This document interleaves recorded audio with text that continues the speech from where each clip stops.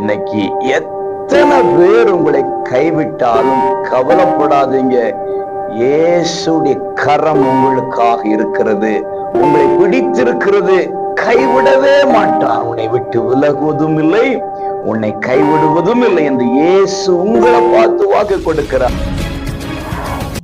பிரியமான உறவுகளே, இயேசுவின் இன்ப நாமத்தில் மனதார வாழ்த்துக்கள்.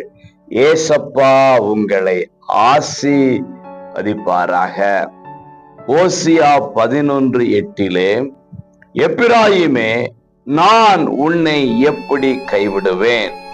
பிரியமானவர்களே, எப்பிராயிம் என்கிறதான இடத்துல இன்னைக்கு கர்த்தராகிய ஆண்டவர் இயேசு உங்க பெயரை அழைக்கிறார்.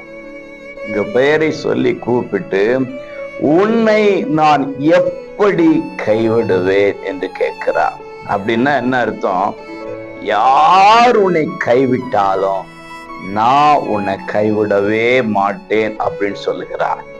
பிரியமானவர்களே, ஏசப்பா நம்முடைய கரத்தை பிடித்து கொள்வாரே ஆனால் ஒரு நாளும் அவர் நம்மளை கைவிடவே மாட்டார். நம்ம சொல்ல வேண்டியதெல்லாம் என்ன தெரியுங்களா? ஏசப்பா என் கைய பிடிச்சுக்கோங்க. நம்ம வாழ்க்கையை அவர்கிட்ட ஒப்படைச்சிருவோம். இன்னைக்கு எத்தனை பேர் உங்களை கைவிட்டாலும் கவலைப்படாதீங்க. இயேசுடைய கரம் உங்களுக்காக இருக்கிறது, உங்களை பிடித்திருக்கிறது.